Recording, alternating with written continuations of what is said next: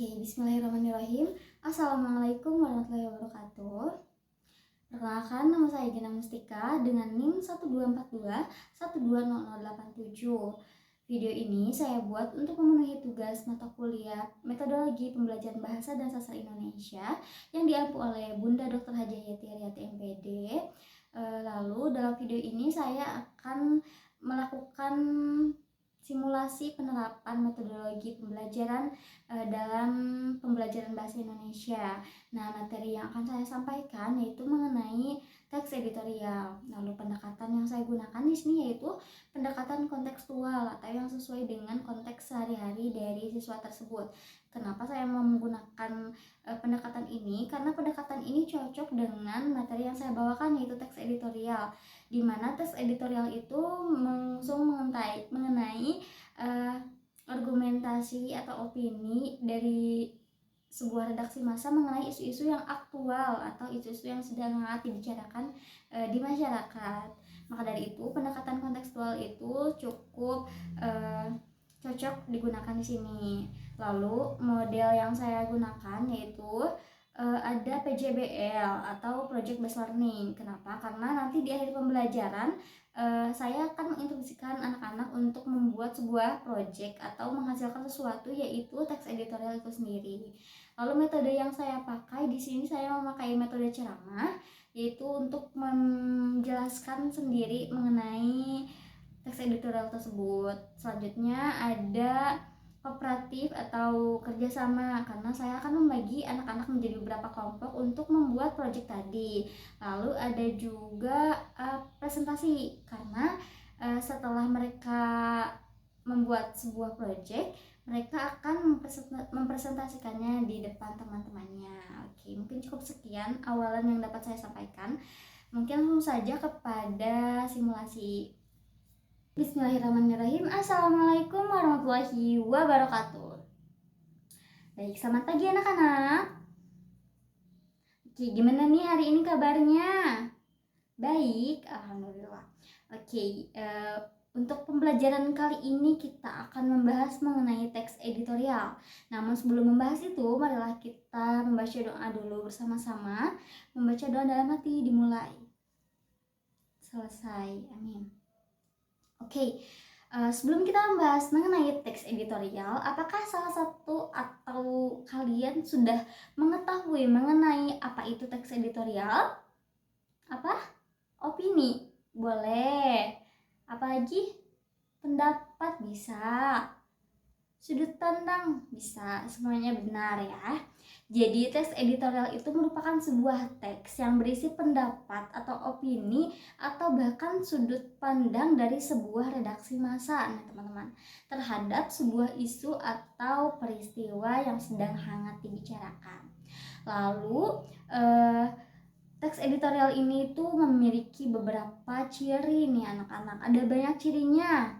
Yang pertama yaitu berisi opini atau argumen, itu tuh ciri-ciri yang pertama.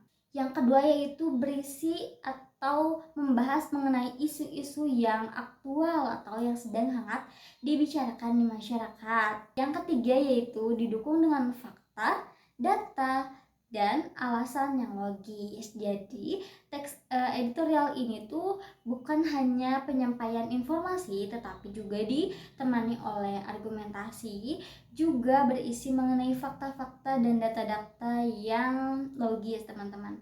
Jadi apapun yang ada di dalam teks editorial ini berisi fakta dan argumentasi.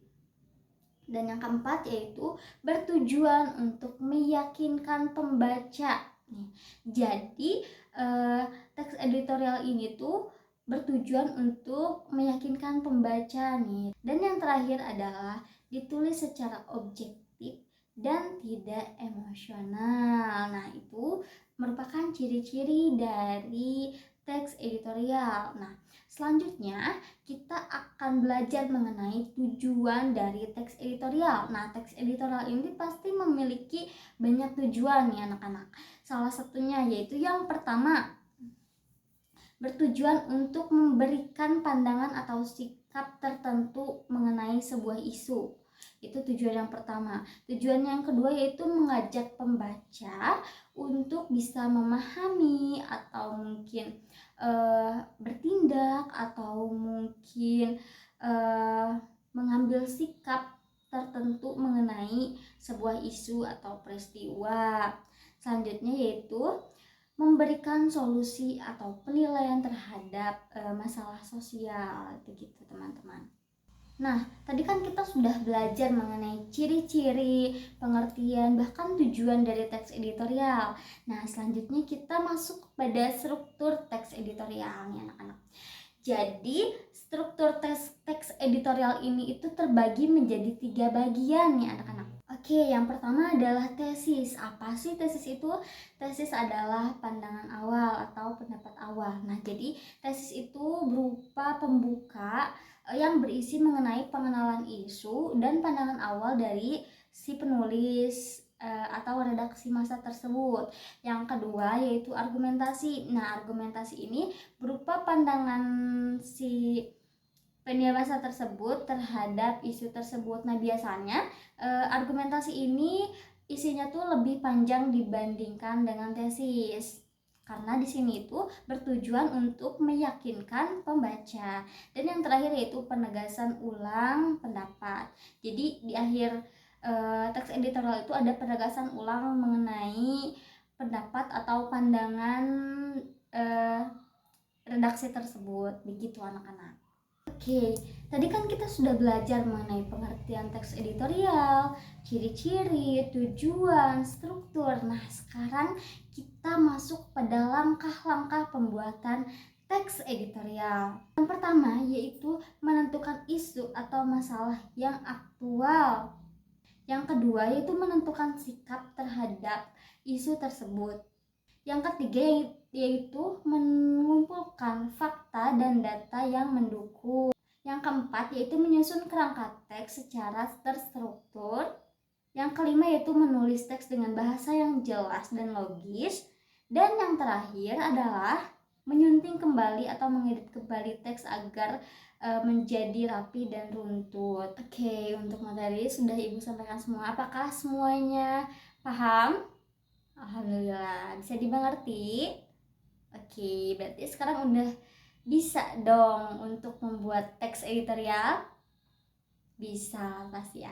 Oke, selanjutnya nih Ibu bakal menginstruksikan kalian untuk membagi menjadi beberapa kelompok. Oke, bisa tolong dibagikan buat KM?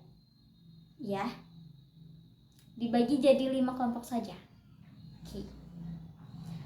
Dari kelompok-kelompok tersebut, Ibu akan memberikan tugas yaitu membuat contoh teks editorial dari masalah-masalah atau isu-isu yang sedang hangat dibicarakan. Nah, contohnya seperti yang tadi, apa? Ya, mengenai isu banjir di Sumatera, boleh di Aceh. Oke, setelah kalian selesai membuat teks editorial, nanti Ibu akan mempersilahkan kalian untuk melaporkan hasil dari kerja kelompok kalian di depan, yaitu dengan cara dipresentasikan. Oke, mengerti semuanya? Bisa dipahami? Siap mengerjakan? Oke, pintar-pintar banget ya anak Ibu. Oke, sudah kelompok 2 sudah? Sudah, wih, hebat. Kelompok 1 hebat. Kelompok 3 oke. Baik, karena semuanya sudah selesai membuat contoh teks editorial, boleh deh kelompok siapa dulu yang mau mencoba untuk mempresentasikan? Oke, boleh kelompok 2, silahkan. Oke, mungkin cukup sekian pembelajaran hari ini. Sangat seru ya.